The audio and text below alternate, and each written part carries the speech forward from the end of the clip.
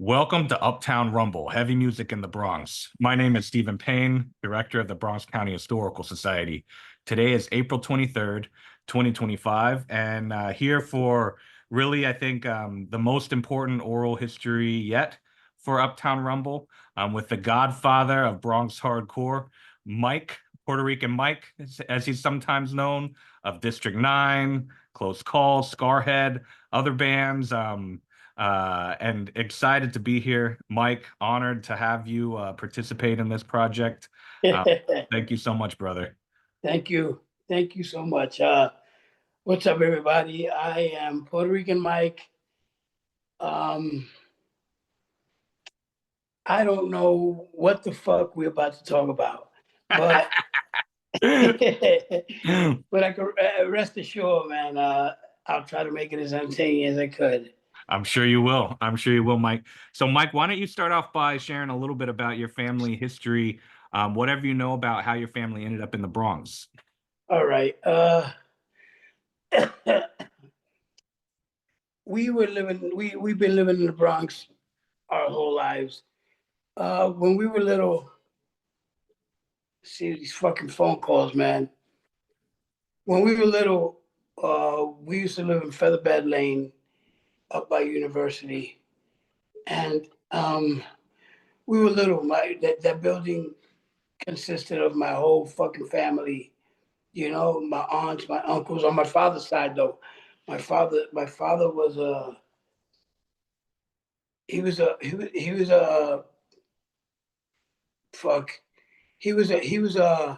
neighborhood guy. You know what I'm saying? He was well known and did his thing and stuff like that. The whole building was full of our family. We yeah, yeah. The whole building was full of my family, my aunts, my uncles, so um that's as far as I know.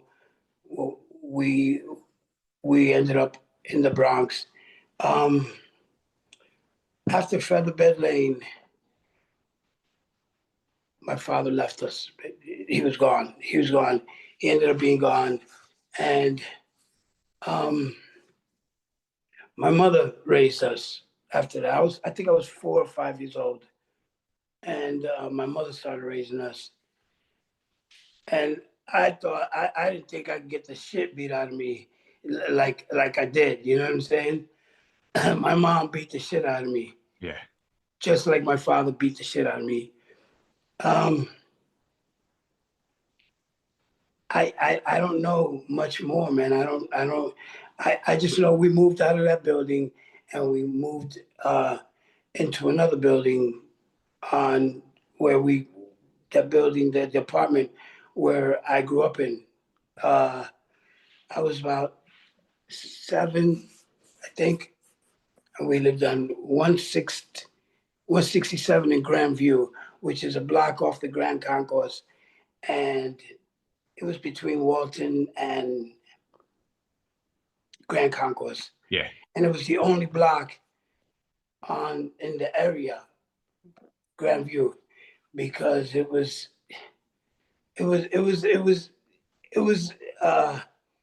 the only building on the block facing forward. The shit you saw in front of us, the buildings in front of us, were the buildings on the concourse, and that was the backs of them. You know what I'm saying? So we were the only building facing forward on that block on 167th Street in Grandview. Yeah, it was crazy.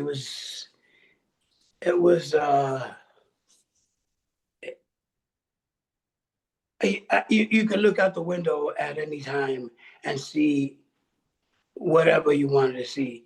It was horrible. It was a fucked up block. You know what I'm saying? But we made it through, man. And I'm here. You know what I'm saying? Now, did your aunts and uncles who lived in the Featherbed Lane building, did they move with y'all when you No, Okay. No. They stayed there. They stayed there and then they moved. But they were my father's family. I see. I see. But they were always down with us. You know what I'm saying? Like they were Yeah. always down for us or whatever. So it's hard.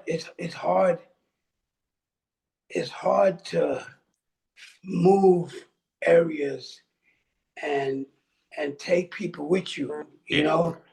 So I don't know, man. I really don't know what to talk about here. Yeah, You know no, what I'm no, saying?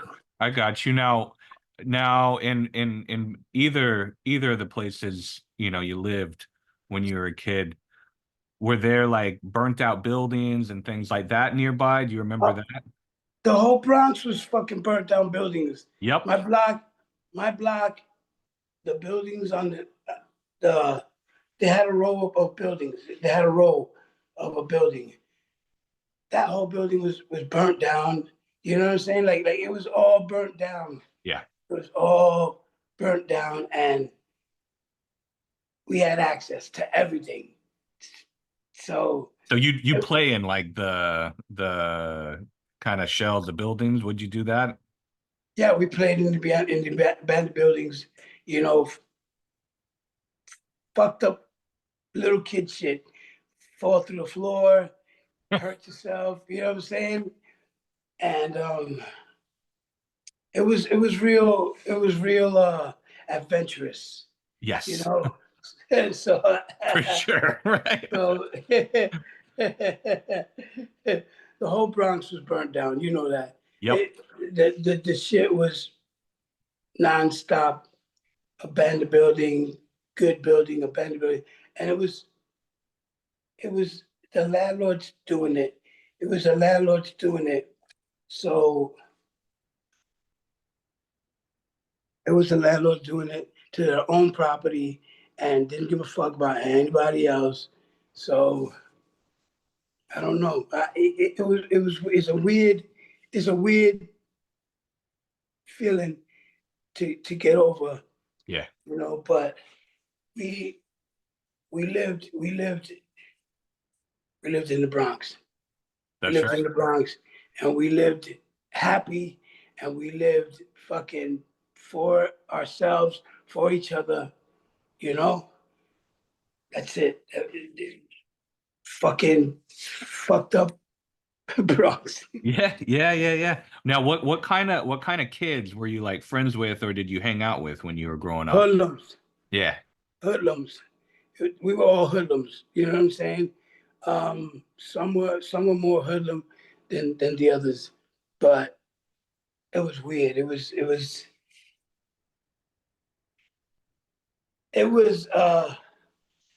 shit.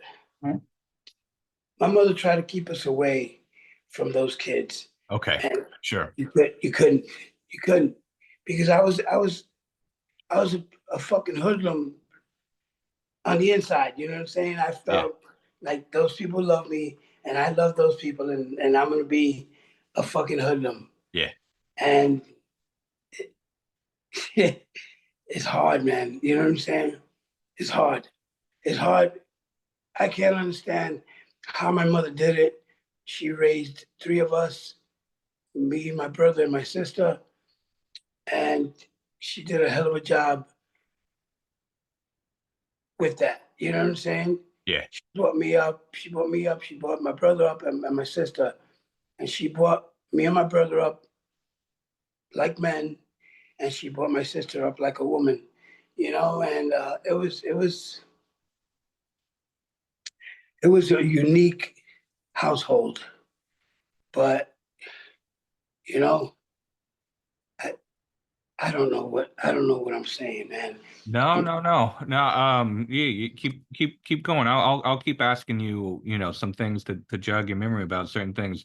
Why don't you talk some about, like, were there any crews or like remnants of the old style gangs that were in the neighborhood still? Like, what was that like?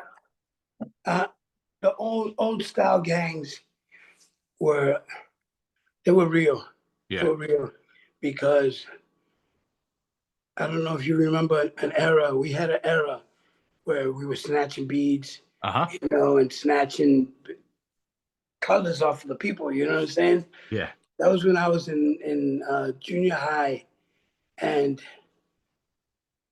I remember they used to bring the wars to the schools. You know what I'm saying? And in my school, there was a whole bunch of crews, but we were little. You know what I'm saying? And they brought it to the school. They brought it to my school, and they went there and just snatching beads and fucking beating people up, and it was crazy. It was crazy. But now it sounds like they were more organized back then than they are now. You know, For because sure. how you gonna yo, we're going to PS 22 tomorrow and snatching beads and beating people up. You know what I'm saying? Yeah, yeah. And today you can't do that shit. Yeah, No honestly, way. you can't do that shit. I don't care what you say. Snatch my beads, I'm gonna fuck you up. But then again, it doesn't work out that way. That's You know right. what I'm saying? That's right. So what schools did you go to? Like what elementary school did you go to and what junior? Elementary school, I went to PS 114. Okay. Yeah, yeah, yeah. That was all the way down 167th Street. And then junior high school, I went to 22, same school as Armando. Uh-huh. Armando went to that school. It's fucking crazy, guy. We didn't even know each other. You know, That's crazy. we didn't even That's know each crazy. other. Yeah. That's crazy. We're so like in your particular block, I mean, I know in Armando's block there were plenty of Dominicans already by the time his family moved there. But what was your block like? Was it mostly It Puerto was all Ricans, we were the African only Americans? we were the only Puerto Ricans Okay. on the block. The Okay. rest were all Dominican. Dominican. I see. And on the concourse we had our black friends. Yeah. You know what I'm saying? So I kicked it more with the black people. Yeah. I'm a I'm a I'm a self-made nigga. Yeah. You know what I'm saying? Yeah. It's like those are my people, the Yeah. black people. I mean, we were little, so we just didn't know. We had a white kid that used to play with us, and we had different people, but they were all the majority of them were Dominican. Yeah. You Yeah. know, Yeah. so yeah. Yeah. And what about like, I know when you lived on Featherbed, there was your father's family and all that was probably around a lot, but when you moved, were there other adult figures besides your mom that you remember that were a part of your life? Um, Not really. Just your We were, mom, we were, huh? we were taken away from that all people. You know what I'm saying? Yeah. Yeah. Um, there was one lady from that block that knew my mother, and she ended up living with us, and she lived with us till 2 years ago. And Wow. my sister ended up kicking her out of the apartment, but she basically raised us. Her name was Olga, you know, and she she's a big part of my life. She's gone now. She just died.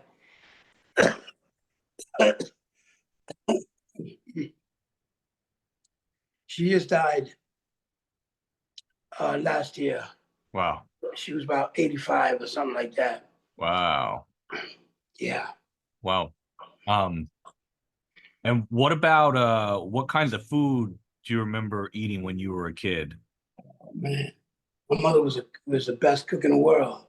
You know, I ate everything from from a rice and a bean all the way to like a potato and a fucking sweet potato and everything. Yeah. Um, my mom made ribs. My mom made Puerto Rican food, uh, beef stew. white rice, chicken, boiled chicken, everything. But she made it a delicacy, you know? Yeah. Yeah. She really did a good job with the kinds of food we ate. Were there like any places in the neighborhood? Like, was there a pizza place or anything like that that you went to when you're getting a little older? Yeah, we went to Giovanni's Pizzeria. It was Okay, called sure. Giovanni's. Uh, there was a a few places, not like now. Now the shit, they even got a McDonald's on the block. Yeah. But but yeah, we had a couple of places. Giovanni's Pizza. We had El Girasol, which is El Girasol Chinese food. Yeah. Um,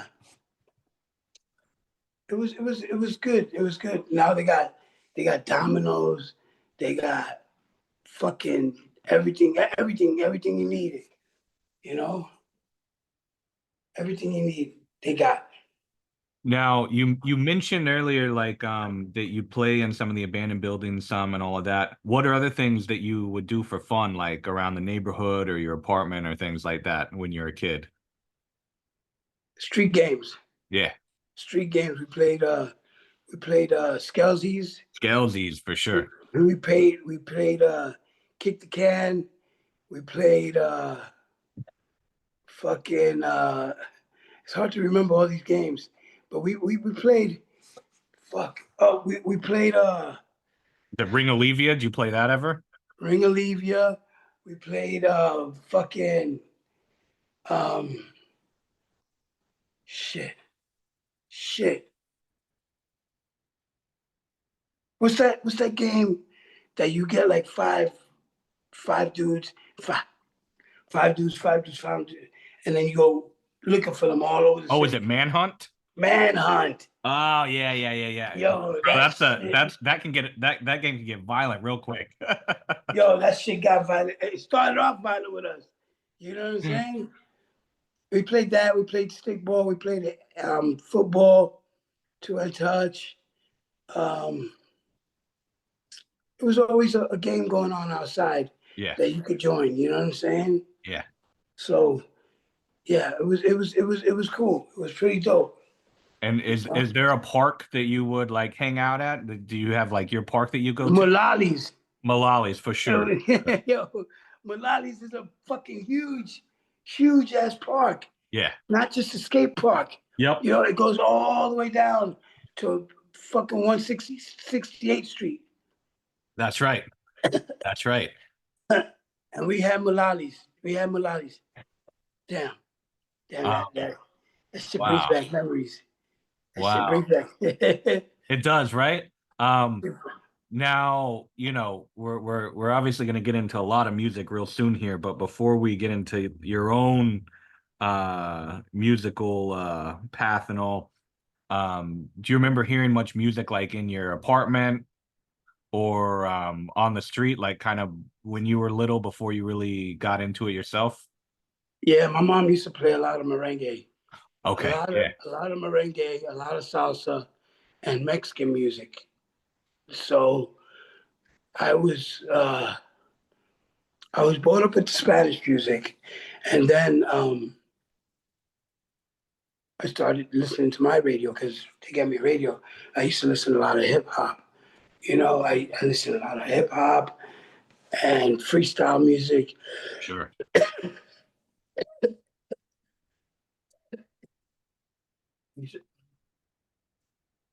I used to record off the radio, the midnight specials and all that shit. But then one day my brother brought home a cassette tape. It was Metallica Master Puppets. Wow. He was your older brother, right? Yeah, my older brother. Okay. My older brother got me into metal and stuff like that. And I got myself into hardcore. But my older brother got me into music. You know? Wow. He brought home Master Puppets. Loving it. I said, bring home some more. Bring up. After that, he bought Flotsam and Jetsam. Oh It was man. there for the receiver. You know what I'm saying? And he just kept bringing them. I was in love with the music. I was in love with Testament. I was in love with all of that. Do you know how he got turned on to it? He went to the high school. He went Okay. to aviation high school, and he got turned on. And you know, uh, he he went to aviation high school and got turned on to the metal music. And from there, it was Lemore's. It was like Lemore's fucking club. The only club that we knew about that had metal Yeah. was Lemore's. You Yeah, know what I'm sure. saying? So we would head over there, and when we were able to afford it and stuff like that, we'd head to Lemore's. Now Lemore's was the best fucking club, and I miss it. You know what I'm saying? But Lemore's was the best club I ever went to Yeah. because they used to have Fridays and Saturdays, both nights with bands, and there were 3 headliners in one night. You know what I'm saying? Like they throw Creator, DRI Creator, and King Diamond, stuff like that. Like 3 headliners, but no bullshit. It was fucking dope. Wow. Wow. Um, Yeah. Now, but before that moment when your brother brought Master of Puppets, just to get, a little more background of your other musical taste and all, what kinds of hip hop were you like drawn to at It that was point? it was all the old school. Houdini, LL Cool J, Melly Mel, you know what Yeah. I'm saying? Yeah. Like all the old school they played on the radio. Beastie Boys. Beastie Boys was the craziest and the best white boys that I've heard, you know what I'm Yeah, saying? for sure. And who do you know? How they came out of I guess the New York hardcore Yeah. scene too, Yeah, you that's right. know? That's But right. I didn't know that.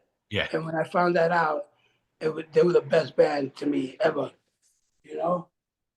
Um, yeah, shit like that, like Slick Rick and Dougie Fresh. Now, at your junior high, I'm guessing that's probably when you were getting more and more into hip hop. Um No, it was it was elementary, huh? elementary school was hip hop, Okay, I and see. then when I hit junior high school is when I started listening to metal. I was I 14. see. I see. I see. I see. So yeah, you were kind of you were getting into music at a young age. I mean, a lot of people do. But so at your elementary school, when you were still in like your hip hop years, do you remember was there like breaking that was still going on at that point, or had that already been phased out? Breaker was when I was in junior high school, Okay. and I used to do it too. Okay. You know what I'm Okay. saying? I used to break. I used to do all that shit boogie. You know. Did they have any little breaking crews at your junior high? I know they're obviously the large ones, but I know some junior highs had like their own little very local ones too. Yeah, they had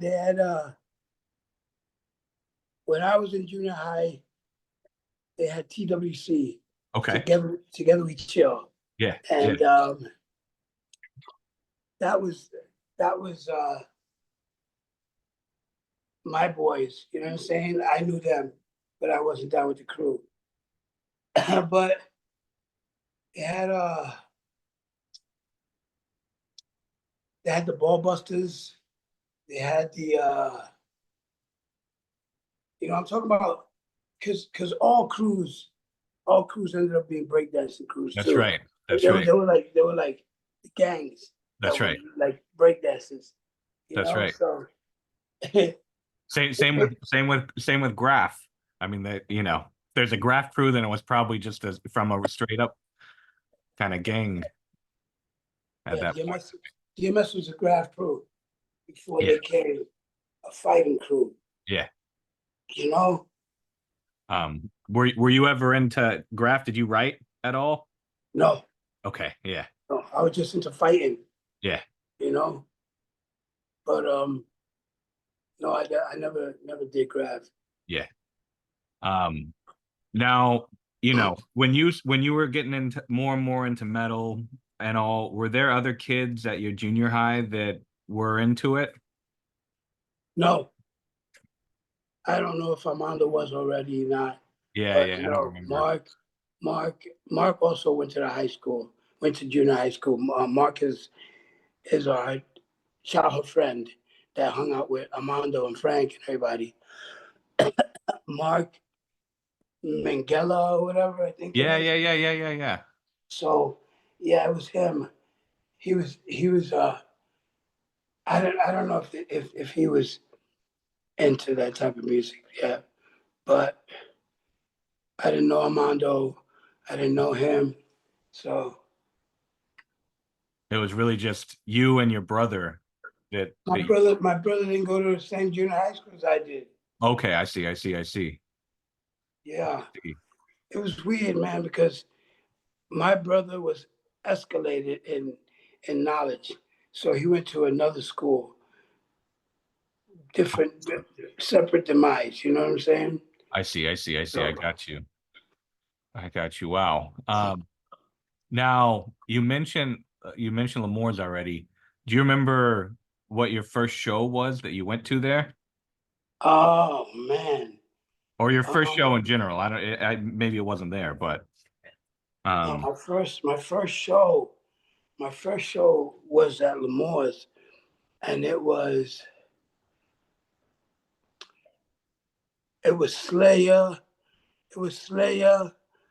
Um, but they had two more bands opening up for them, but I don't remember. I remember it was Slayer because I've never seen a fucking floor get so dark and so scary. You know, I was 17 and I was fronting like I was 18 because you had to be 18 to be going to shows. And I was 17 and it was Rain and Blood tour. So it was like the first song was down, down, down, down, down, down, down, oh down, my down, down, God. and the lights went off and all the fucking upside down cross. It was amazing. It was Wow. amazing. Yeah. Wow. Yeah. And did you get into the pit that night? I had to. My Yeah. brother was forcing me. He said, you gotta get baptized. You gotta get baptized, bro. Get in the pit. That it was I'm glad that my brother made me do everything that I did when I Yeah. was little, you know? Um, so by that point, I guess you were in high school. What high school did you go to? Morris High School. Okay, Morris High School. Okay, for Yeah, sure. that was the worst. When I went there, it was one of the worst high schools to go to, Yep. you know? Um, I missed that school. I dropped out when I was 15. Yeah. So it was 10th grade, you know, but I missed that school, man. My best friend, my best friend at the school, Denise, became my fiance at school. And she was fine as hell. Wow. I didn't know she was gonna turn out to be fine as hell like that, but she was fine as hell. Yeah, Wow. Uh, yeah. while you were there, were there any like metalheads or anything like that there? It was only Flip. It was only Flip and Denise when I was there. Okay. So it was only two metalheads. The whole school, you know. Ah, it Wow. was crazy, bro. It was fucking crazy. You know when you only have three or two people that listen to metal in the whole entire school, that's a fucking problem. You know what I'm saying? Because everybody makes fun of you. Everybody wants to fight you. It. That's why I dropped out of high school. I see. I see. Because Yeah. I Um, didn't want to fucking, I didn't want to fucking be bullied by these fucking people. You know what I'm Absolutely. saying? Did had you grown your hair out, or were you wearing like any metal shirts or anything like that at that point? Just metal shirts Yeah. and spikes and stuff like that. Yeah. But just metal shirts. I didn't have long hair till I didn't have long hair. So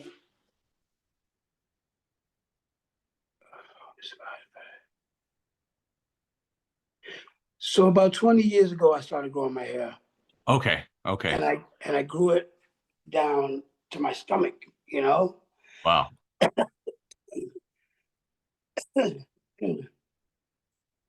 Then I shaved it. Shaved it. And I was like, damn, why did I do that shit, man? I look good with long hair. And I grew it again, shaved it again. Then I grew it again. This is the third time I've grown it. You know what I'm Okay. saying? Well, looks And good. I like it. I like it. Yeah. You know what I'm saying? It's just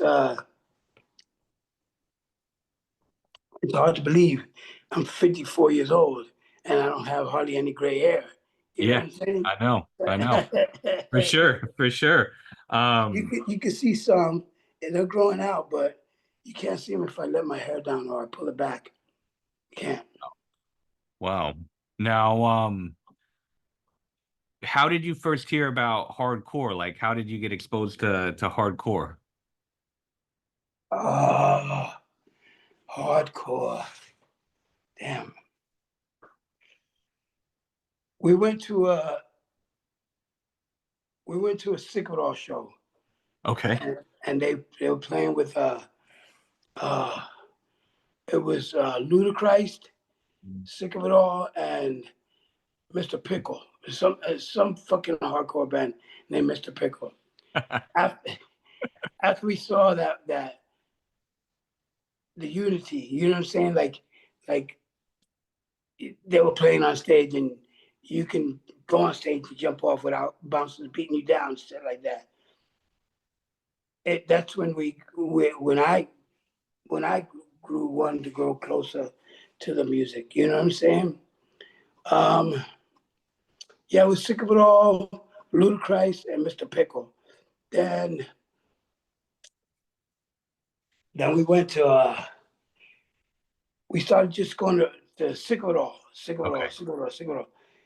And then I heard a band that made me want to be a singer, made me want to be involved in hardcore. I saw Raw Deal, Uh, Raw Deal, okay. Raw Deal Anthony from Killing Time. That's what made me want to join the band. His vocals inspired me so much. You know what I'm saying? Like I said to this day, I got a video. I got a video of me hugging him, and he's like, "What the fuck was that about?" You know what I'm saying? Like yeah. But I was drunk. And I hugged him, and I'm like, "I love you, man. I love you. I love you." And I turn around and walk away. I got my vest on, DMS, and I walk away. And he's like, "What the fuck was that about?" He's like, "I don't know," but it's just shit like that you know. Yeah, I enjoy Absolutely. it. I enjoy Absolutely. it Wow. So did you start going to like Sunday matinee shows and things like that?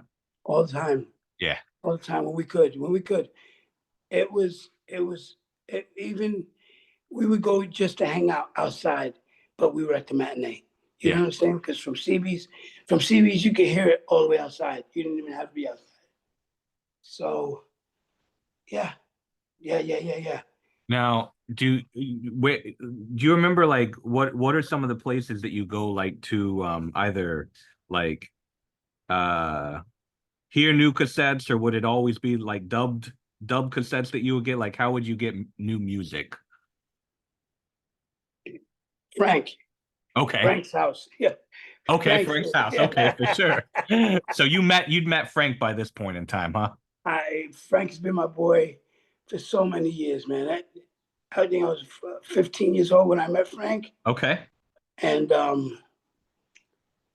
Frank, Frank's house. Frank, How'd you meet Frank? Do you remember? I was running down the street from it was a it was like an officer for the ROTC, Yeah. and I was running down the block, and I cut through Elliott to cut, and then I saw Frank, Armando, and Mark already listening to Anthrax. I was like, oh shit, I know that band. That's Anthrax. I was like a little kid, like, hi, hi, you know what I'm saying?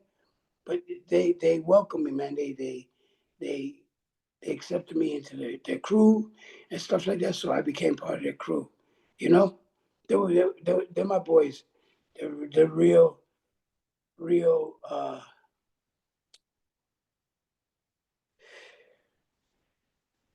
They're my boys.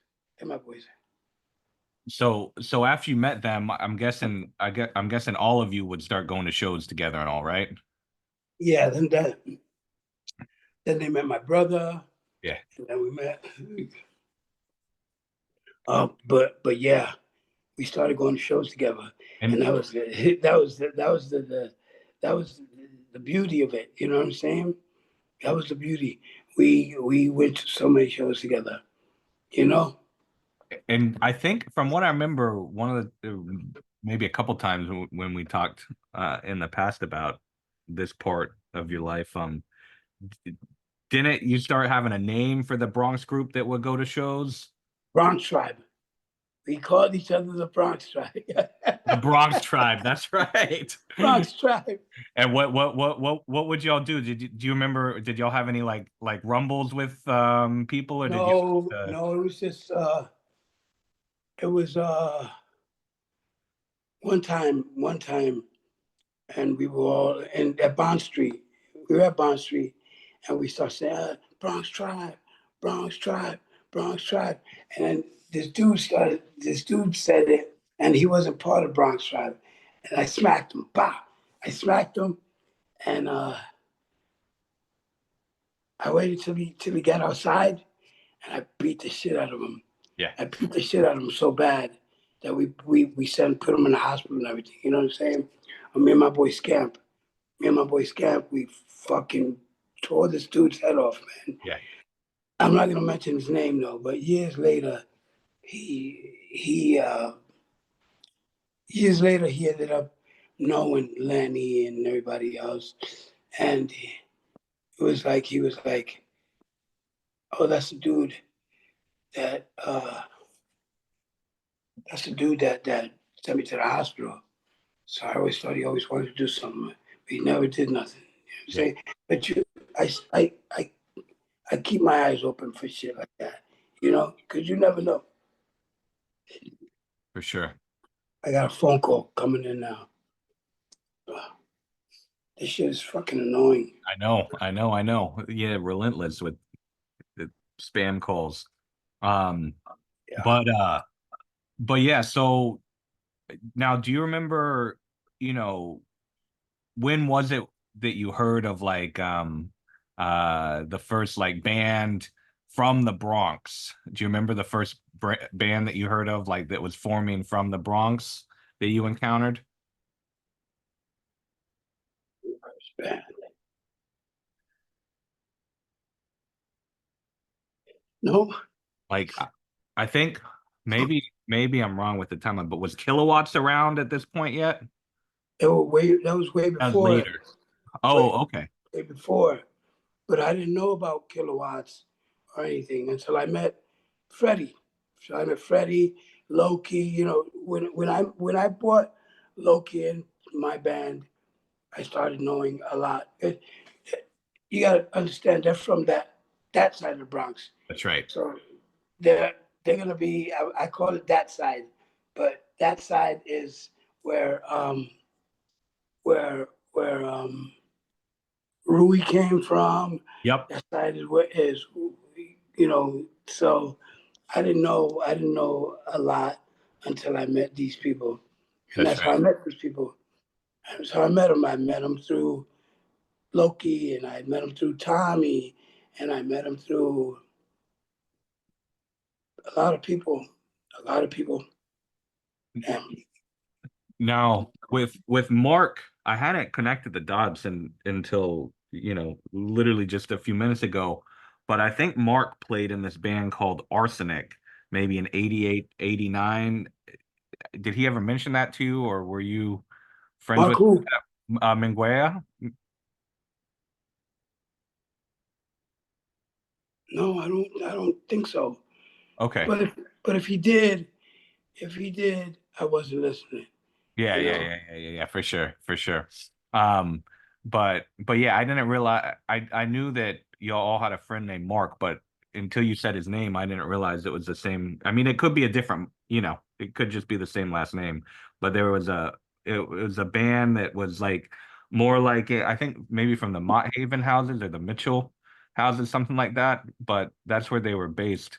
But it was like early death metal, like 83, 84, and then they didn't put out anything till 88 or 89 as far as like, a more professional kind of demo, and he was on it. But he played drums, I think. Is that right?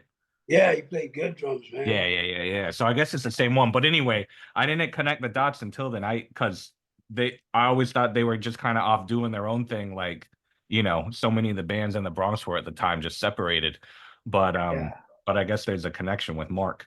Um, but yeah, so um was was Close Call the first like band from the Bronx that you were aware of then? Your own band? Close call. That was it. Yeah. Close call. I was just watching the videos, old videos, Chucky's old videos. Man, we were we were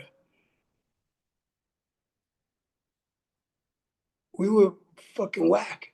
You know what I'm saying? Like I thought we were whack. I thought, but I back in the day when I started Close Call, when I started, whatever, I just wanted to play. I just wanted to be in a band from the Bronx, you know, and represent the Bronx. I didn't know I was making such a movement. I didn't know I was starting something huge, you know? And I guess being from the Bronx, every time I went on stage, we're close call from the Bronx, from the Bronx, Boogie Down Bronx. I started that shit. I Yeah. started that shit. I made it everything I wanted it to be because I know in hip hop, if you're from the Bronx, you mention the Bronx. You everything was totally like hip hop. You know what I'm saying? In That's my in right. my in my mind, and I started fucking Close Call from the Bronx. Which later turned on to District 9. District 9 was Loki's idea. Loki changed the name, and I said, "Oh, all right, let's do it." So we changed the name to District 9, and that was when the beauty started coming into the whole thing. You know, the my my my thoughts about District 9 are that they should have stayed doing music because our music was beautiful. Our music was beautiful, you know, and it's memorable. It's music that goes on in life, like through people's heads, through people's hearts. They feel District 9, you know, because there's bands out there that do it, but it's not gonna have that same heartbeat feeling like District 9 does. You know what I'm saying? Or like, even though like Irate, you know,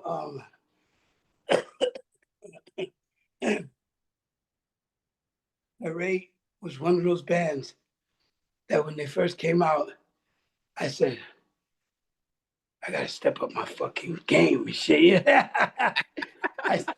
I gotta step up the motherfucking game and shit. They were good. They were real good. You know? Absolutely. Yeah.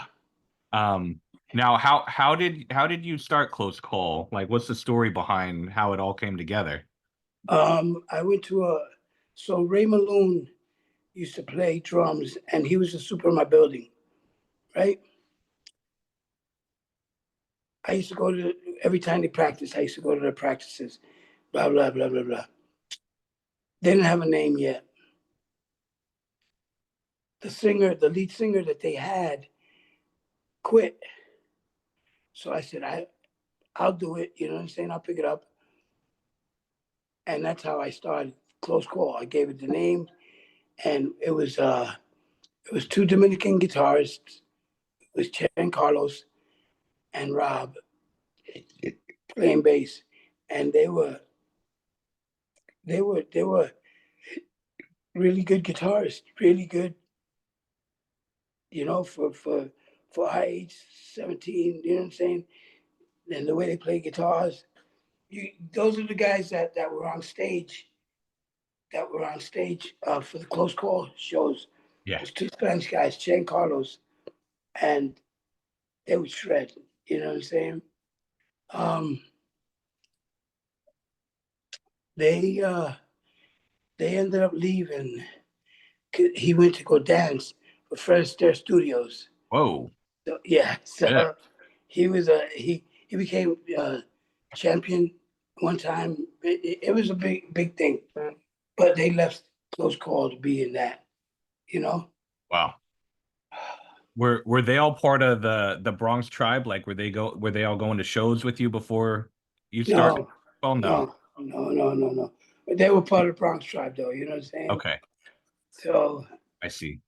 yeah, Bronx Tribe was a fucking serious thing, man. Don't make fun of it. You know what I'm saying? Did Bronx Tribe was a did you all fucking. have like colors or anything for the Bronx Tribe? We were inconspicuous. Yep. Had to be. For sure, for sure. Um, Now at that point in time, like, were you like, had you shaved your head, or were you like kind of, adopting that hardcore look? Oh man, Straight up Bronx, right? straight up Bronx for fade. You know what I'm saying? Fades and straight street. You know what I'm saying? Like I stay streets. I could have done the the the the the braces and the boots and shit like that. You Yeah. know what I'm saying? Which I did the boots, yeah, I did the shoe, but you couldn't take the street from me. You know what I'm saying? So that's what I adopted. Uh, the I did the shoes. You know, I did my hair. I the whole time I was in District 9, I had a fade. You know, I I, I couldn't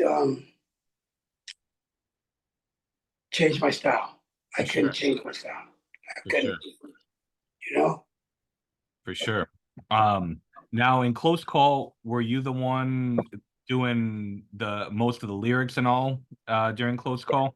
Yeah, Yeah, yeah, yeah. Because I figured that I didn't know what being in a band was. You know what I'm saying? So I figured the guitarist has his part, the bass has his part, the drums have their part. Let the lyrics be my part. You know what I'm saying? yeah, All the songs, all the lyrics, everything was me. yeah. You know what I'm saying? Written by me, sang by me. I did everything for that. I did all the vocals for that band. Wow. And did you have any like any method or whatever to writing lyrics? Like how would you write lyrics? I was right to the music, Yeah, and I would think a fucking topic yeah, and make up a topic in my head, and then put myself in the song as a character, you know, like Bobby yeah, behind the tape.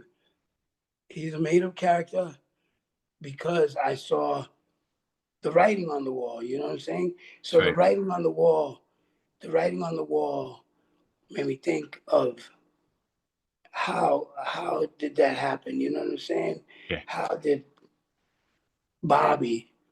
How old was he? Yeah, because they don't tell you none of that in the wall. It just says "Rest in peace, Bobby." It says that's right. and it doesn't tell you none of that. So you gotta I had to make up what I saw. I saw "Rest in peace, Bobby." So I had to make up a song how he fucking died. Yeah, it's interesting because like people will talk about like Slick Rick as being this incredible storyteller in hip hop, and he is, but like to be an incredible storyteller in hardcore when you have much less space, because it's not like you're spitting as many lyrics Yeah. typically in hardcore. Like it's really an incredible like testament to your ability to tell stories because you paint such vivid pictures with like a pretty limited amount of words. Like it's always been incredible to me. I mean, it's the best. I think it's the best storytelling I've ever seen in hardcore. It Oh, I was appreciate it. Thank you. was that like? Did you like set out to do that, or it just came naturally to you, like writing That this? came naturally. Yeah. You know what I'm Yeah. saying? It came naturally. But when I was a kid, I would rap to me and my brother would rap, and my mother had fit recordings of it that we were rapping. And when I was a kid, I used to rap, you know what I'm saying, with my brother. And I was like 8 years old, 9 years old, you know. So I was always blessed with that, with being a lyricist, you know. I would listen to, I would rap the old shit, like Slick Rick, like you were saying, Slick Rick. I would rap Slick Rick. I would rap Dougie Fresh, Fat Boys, Uh-huh. you know. But I was always blessed with that, being a lyricist.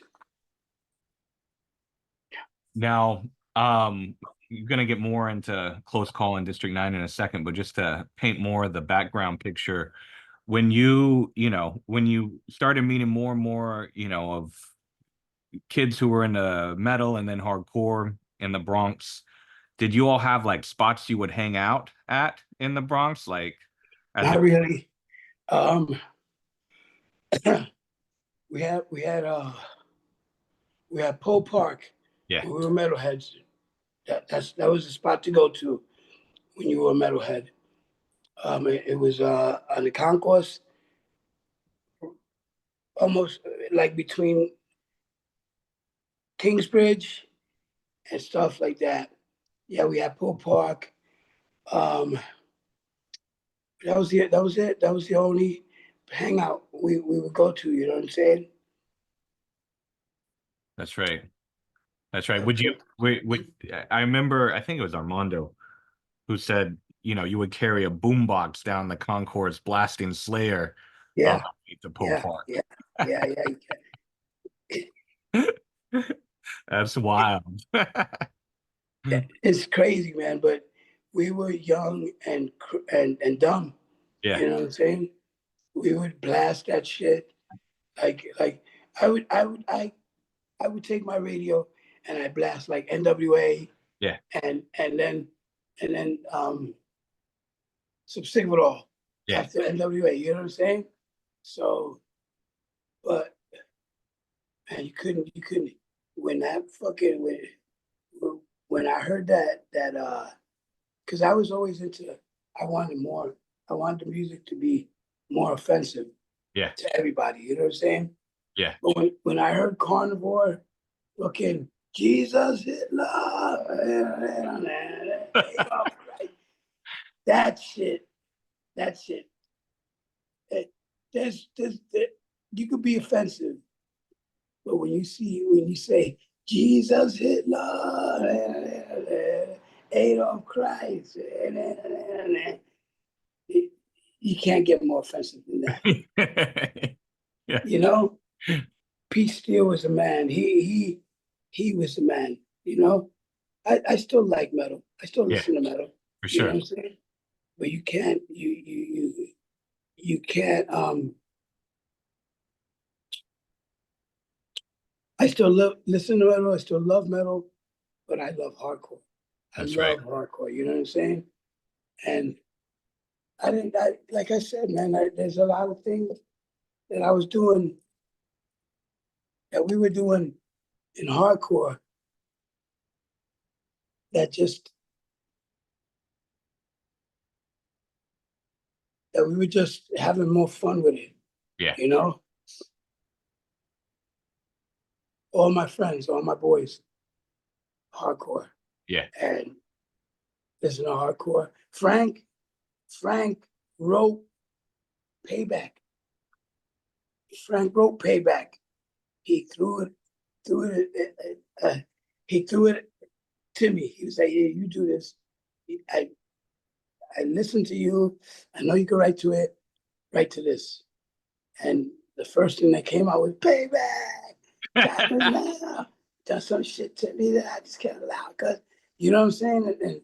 And it's just, I was young, and that's what came out of that Wow. song. You know? Wow. Now, would you hang out at like Bronin's with Frank and all them? Were you hanging out at Bronin's with them ever? I went there a lot of times because we were living in the area now. But I went there to see Loki. Loki worked there. And I went and I stole Loki from Rampage. You know, sorry, Joe Hardcore, but I had to do it, man. I had to do it. That's how I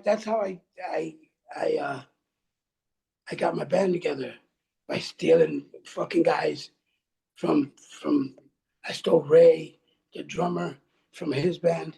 Yeah. I stole him. You know what I'm saying? It was all crazy, you know? Wow. Now, going back for a little bit to Close Call. Do you remember what the first show that you had with Close Call was? A um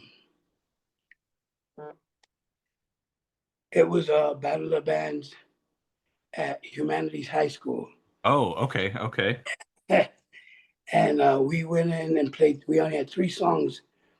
We played all 3 songs like they sounded really, really good that night, you know? And we played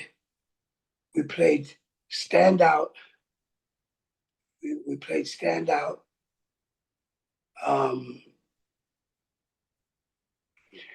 shit, I forgot. I forgot. I Oh, that's forgot. It was fine. That's fine. But hey, you remember one of them. That's impressive. but it was our first 3 songs. So it was Stand Out, and Game of Politics. Oh, okay. There you go. There you go. Okay. Yeah. Wow. And those bands we didn't win, but they were fucking good, you know. So Were there other hardcore bands that were playing, or was it like kind of no, thrash, that kind of stuff? it was like one band covered Smells Like Teen Spirit. I see. I got you. So that's what kind of,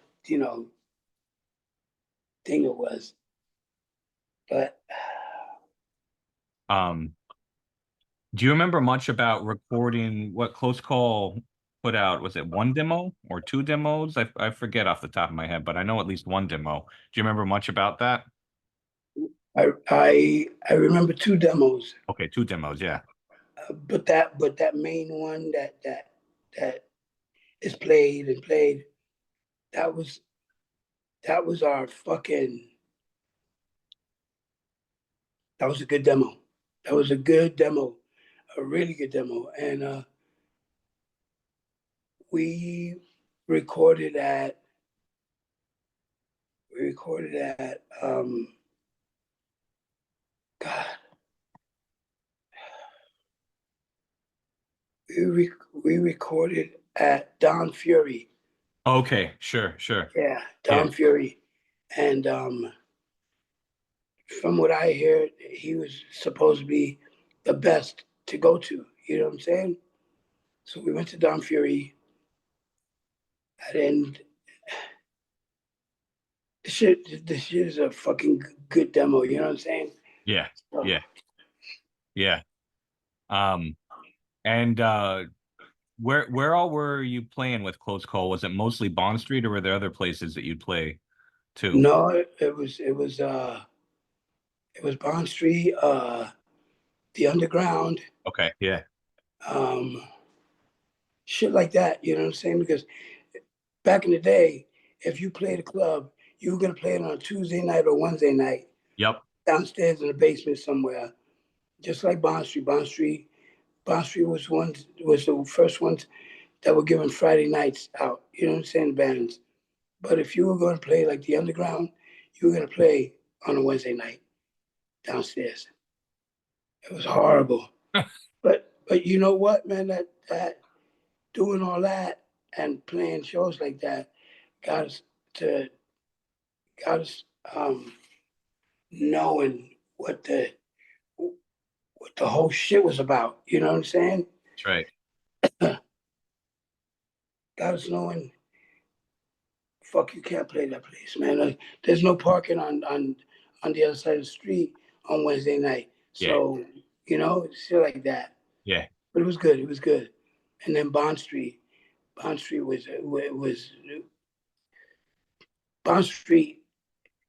was the club where all my boys went.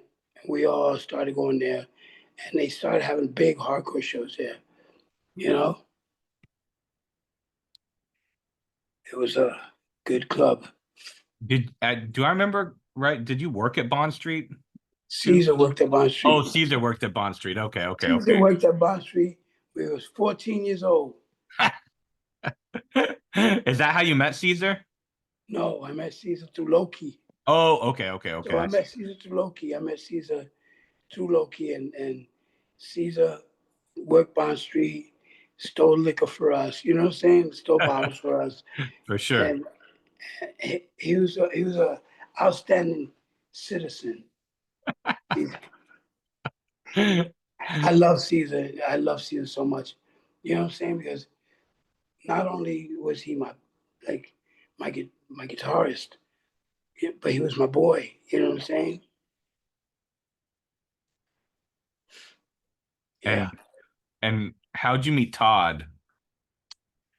I met Todd at shows. Okay. So Todd was a young dude, and he was already playing for Warzone and shit like that. So when he wanted to play for us, I said, yeah. You know what I'm saying? That's how I met Todd. Um, there's a lot of people that played for District 9 Yeah, that never that's made the right. stage. We had what's his name? Ernie from uh, from Token Entry. We Oh, had, okay. he played for our band. Um, we had it was a whole slew of people, man. But like, I can't remember. No, that's all right. That's all right. Now, do you remember what the first show you went to in the Bronx was? No. Was it the Chippewa Club, or had you gone to a show before that? Yeah, but we were playing that show. We were You were playing the playing show. that show. I guess so. Yeah, maybe the first show you went to was a show you played then even. I don't know if there would have been another one. It was the Chippewa.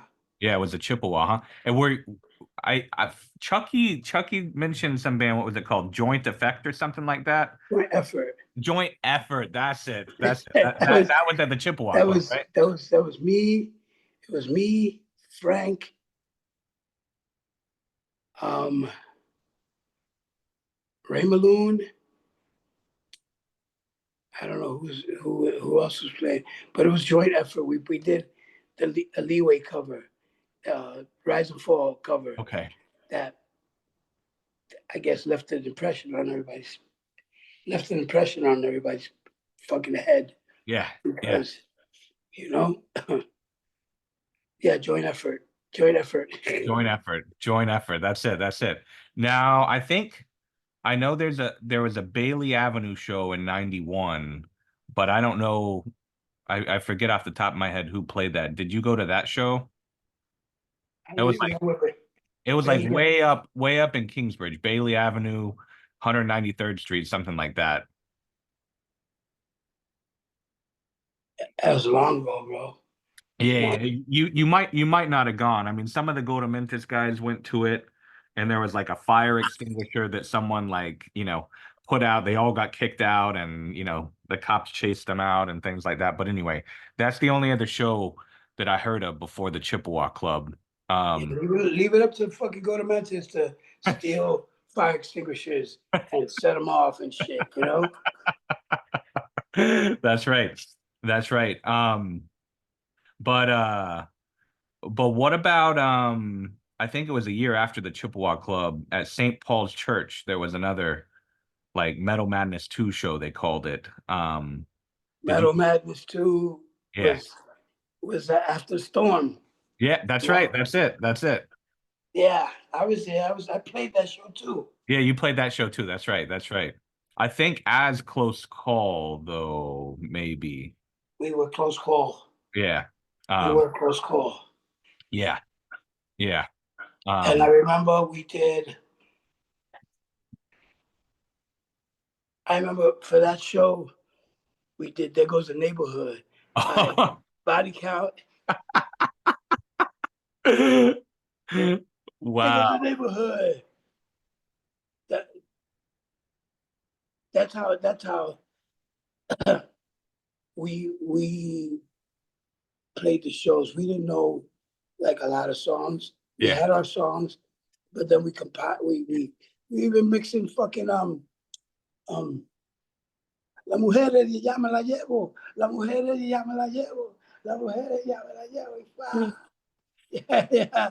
I think someone mentioned that as remembering that from that show that y'all mixed in that. You remember that song that said, Yeah. Yo fellas, Boricua, yo fellas, Boricua, yo fellas, Boricua pase. Yo, we would do it. We would do it up. We would do it up. Yeah. Wow. Wow. That's crazy. Now, I think the next shows in the Bronx, or maybe, well, there might have been the Blue Frog, but but the Train Depot for sure. Why does the Blue Frog sound? Joe Rampage organized that show. It was like it was like a jazz club or blues club, like way the fuck up, like the last stop on the 4 train. Woodlawn. Yeah, and Go to Memphis played it.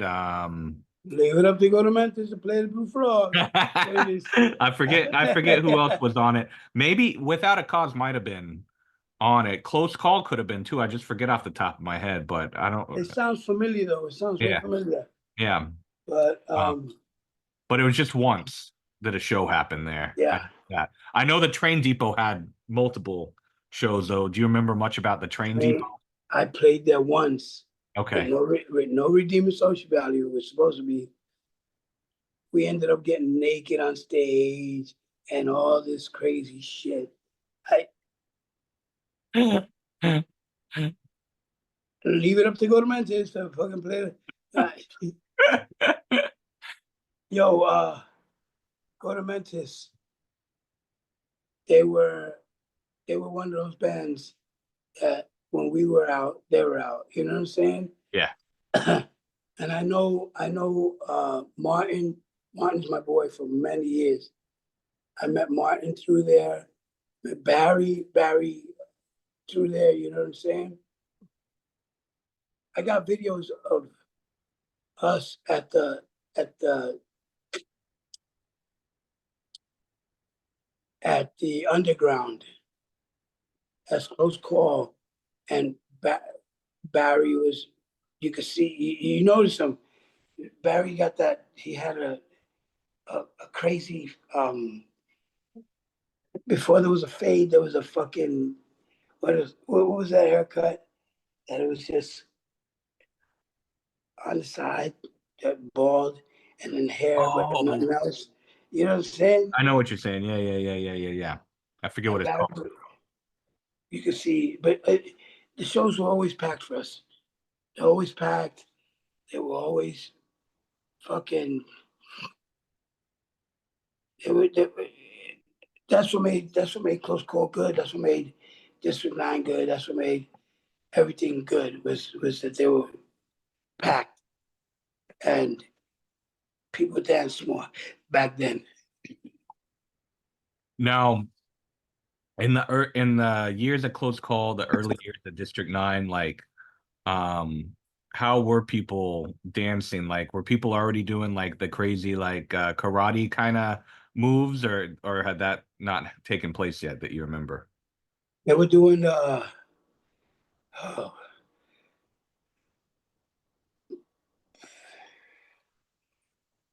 yeah, no, they weren't doing the karate shit. Yeah. But they were starting to fucking jump around and fly from this side of the club to that side of the club Yeah. type shit, you know what I'm saying? Doing front flips, back flips, and I don't know. People were people were out of hand, and I just couldn't see myself in the same place with these people. Yeah. Yeah. Um, Now, what about you want to talk some about the Malali Park shows? Oh my God. No, because That's fine. That's fine. Other people have, but yeah, I mean, what am I going to say? It's different from yeah, anybody else. You know what I'm yeah, saying? Of course, the Sick of It All. I was working the Sick of It All show. I was working Malali's. When Sick of It All went on, I quit.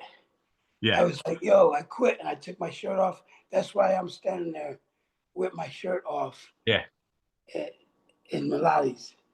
You know, that's funny. yeah, I love that. I love that. yeah. And I think I remember Lenny saying like, was it like Mountain Dew or something like that that was somehow a sponsor of the show, and kids started just throwing the bottles and bottle caps and things like that at one point in the show, something. No, man. I don't know. You watch the video though, and it's like insane as far as like the pit and all of that. Um, yeah. Yeah. Um, and somehow like what wasn't like wrestling somehow involved with those shows too? Yeah, they had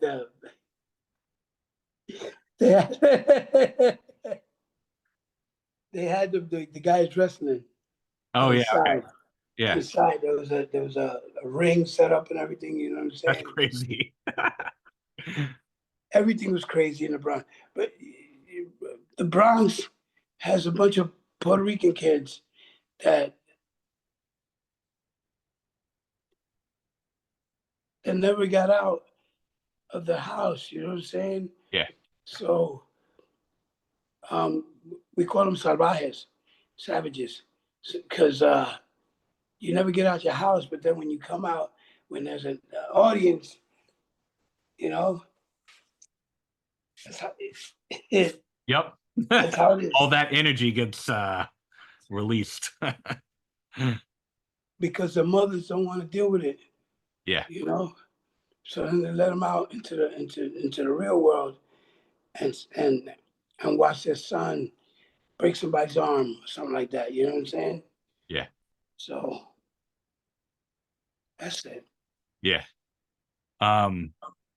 Now, when it comes to close call in District 9, how many close call songs do you remember like made it into the District 9 years? Did you take most of them with you, or do They you? all had to come. We don't have many songs. Yeah, yeah, District yeah, 9 only District 9 only has like 13 or 14 songs. yeah, You know? yeah, They all had to come. They all, you know, we only played them when they deserve it. You know what I'm saying? for sure, for sure. People would come and they want to see those songs. You know what I'm saying? Yeah, yeah, But there are some songs that people don't deserve. You know, because they're songs that uh, they're songs that mean a lot to me. What are some of the songs that mean the most to you? I Yeah, I um I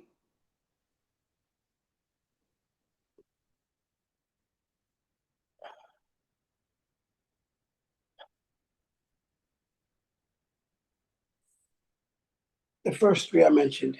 okay, I Game of Politics and Stand Out. okay, yeah, No. Because they were my first songs. yeah. They were my first songs. And yeah. Now, this is just uh going back to something I meant to ask earlier, but I just thought of it now. And then we'll, keep on moving forward with District 9. But what did your mom think about, you and your brother getting into this music and then you being in She the hated it. yeah. She hated it because she was Pentecostal. Uh-huh. So she would come in our room, tear our posters up, and there was a point in time where me and my brother, we shared half the room with my sister, so we had our half full, even on the ceiling, full of posters. So imagine your mother being Pentecostal, right? And imagine your mother being Pentecostal, and you blast. There's so many songs that we used to blast. Um,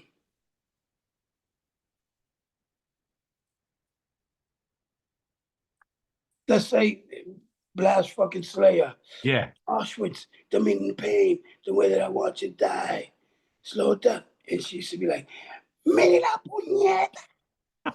She used to have a fucking fit, yo. She used to come in our room like ah. And she was short. My mother was 4'9". Wow. My mother was 4'9", and she used to be like, she used to curse us out real bad in Spanish. Yeah. But That. in Spanish, and she used to come tear our fucking walls up. She tore our fucking speaker out of our stereo, slammed our stereo on the fucking ground. Wow. We had a big ass stereo. Yeah. Wow. She broke the cassettes. She broke the cassettes inside the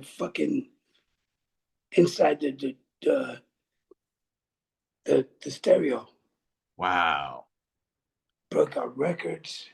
She used to come in and have an attack and hate us for it for a long time. You know? Wow. Yeah. Wow. So yeah, she definitely was not into it. No, she wasn't. Um, Never. so okay, well, just wanted to ask that because that's something that everyone ends up talking about. Some people seem to have had, the most luck and their parents didn't care at all or were supportive, but I feel like a lot of people had a similar experience with with their parents like you did. Now, do you want to talk some about recording School of Hard Knocks and how all that was for you? You know something? I don't remember recording School of Hard Knocks. Okay, sure.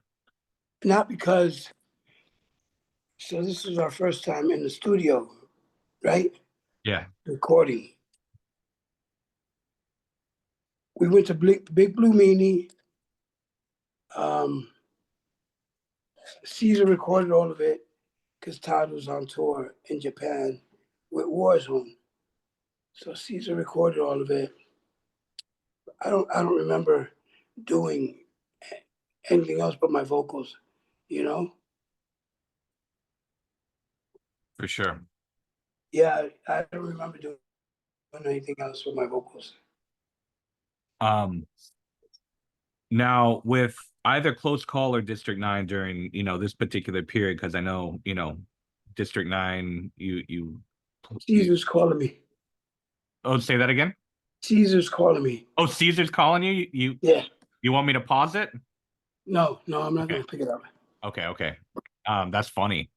That's funny. I was gonna ask you, during this period, are there shows that you remember with either Close Call or District 9 that like stick in your memory the most, like shows that were like the most energy in the crowd, or what like just for whatever reason that you remember the most? Not.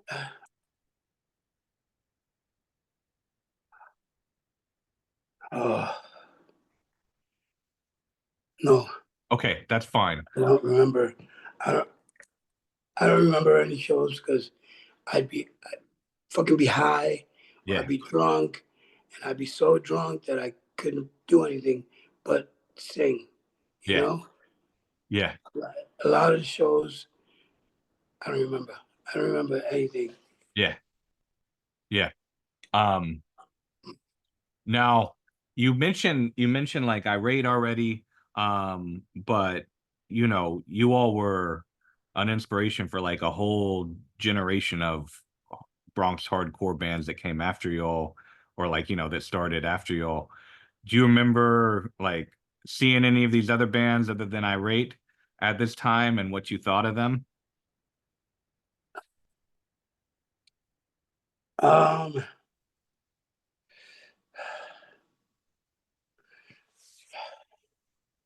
I wish I was around for all the new bands because they. So when we were doing it, we didn't have like all these bands. The new bands had places to play, Black Dawn, Yep. and we didn't have none of that. We didn't have Black Dawn.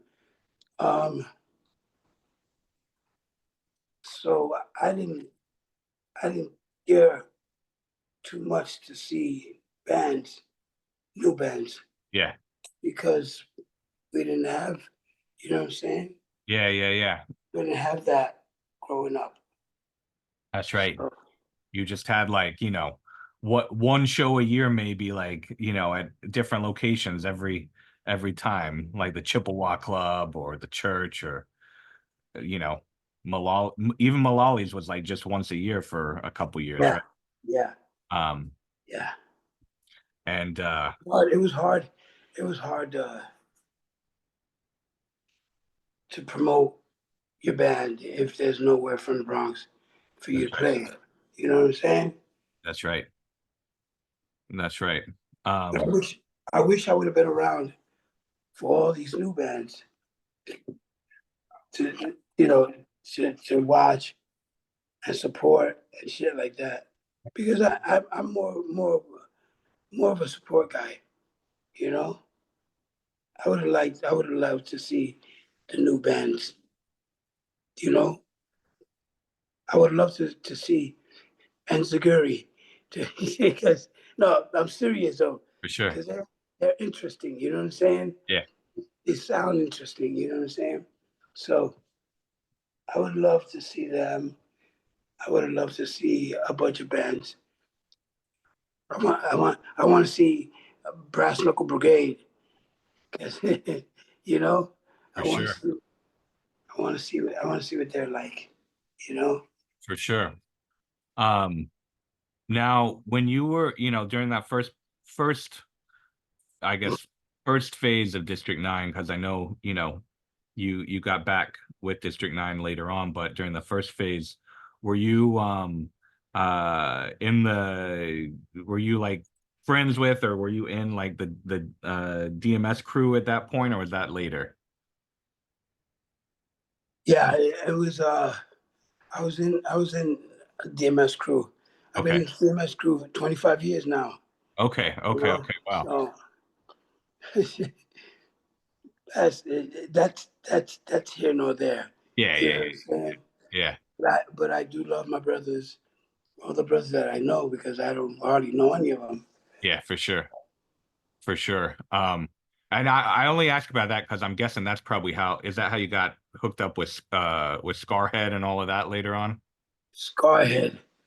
Scarhead is another story and Yeah. another fucking interview, because Scarhead Scarhead was where I did most of my touring. You know, so Armando Armando hooked it up with me and Scarhead, because where he worked at the time, the two guys, Vaughn and whatever, forgot his name, they managed Scarhead. So he said, Puerto Rican Myke from District 9, he try him out. You know what I'm saying? Yeah. For nothing, because they gave me a CD. They gave me a CD. I said, learn these songs by tomorrow, because tomorrow we fly to France. Oh You my know what I'm saying? God. Like, That's crazy. so my first show with Scarhead was in France. Oh my God. Yeah, yeah. That's when I started doing a lot of touring. You know, Wow. Because with Close Call in District 9, were you only playing like in the New York City area, or did you play some that's shit New out York City area. Yeah. New York City area? Okay. Yeah. Wow. So yeah, I guess Scarhead, you're right, is for another part, because I know you went all over the place with Scarhead. Um, I've been to so many places. I've been to Japan. I've been all over Europe. I've been U.S. You know, it's like nonstop. that's crazy. Damn. Um, Now, do you want to talk at all about, like, at least like the original lineup of District 9, why you all decided to, part ways or whatever? I don't I I don't even know why we parted ways, man. Okay. Because I know Caesar and Loki were wanting to be out because Ray wasn't with us no more. Yeah. Ray was doing Fahrenheit. So I don't know why I didn't, they didn't want to do it because Ray, you gotta understand that Ray is a fucking machine. When you come down to it, like that motherfucker's a drummer, you know what I'm saying? Yeah. So, Mike, I know there's a lot of other parts of your life we could talk about, and we'll put potentially record more and some additional parts, but just to make sure we Yeah. finish this off right, uh, got a couple questions at the end of all of these that I always ask. The first question is, do you think there's something uh that's a Bronx hardcore sound or style? It's funny that I'm asking you this of all people. Right, right. And if you do, how would you describe that sound? Or maybe it's not a sound, maybe it's something else, but how would you describe it? uh, Bronx hardcore sound. Um, it came from us. I don't know where that was, but the Bronx hardcore sound came from District 9. You know, there's many people that say, no, it's it's attitude. It came from District 9. Shut the fuck up. You know what I'm saying? Shit. For sure. I don't know. It could have came from anywhere. You know what I'm saying? It could have came from anywhere. But as far as I know, District 9 started hardcore for the Bronx, in the Bronx. It came from District 9 in Fahrenheit, you know? So That's right. That's for sure. That's for sure. Yeah, and anyone who doesn't give District 9 props for that isn't aware of the history. You know, it was a long fucking way and we, like I said, we didn't know we were doing this. We just having fun. And next thing you know, boom, District 9, the band, the first band, hardcore out of the Bronx. You know? That's right. So anyway. That's right.